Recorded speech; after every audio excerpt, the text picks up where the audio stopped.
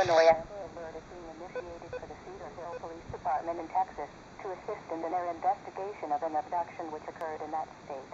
Summer Brown, a black female, 12 years of age, 5 feet 6 inches tall, weighing 90 pounds, with black hair and brown eyes. She is wearing a black tank top and black basketball shorts. The suspect is a black female, 43 years of age, 5 feet 8 inches tall, weighing 120 pounds, with black hair and brown eyes. She was last seen wearing a black blazer and light green shirt. The vehicle is a gray 2006 Ford Expedition with a Texas temporary license of 86P3357, possibly en route to the Chicago area.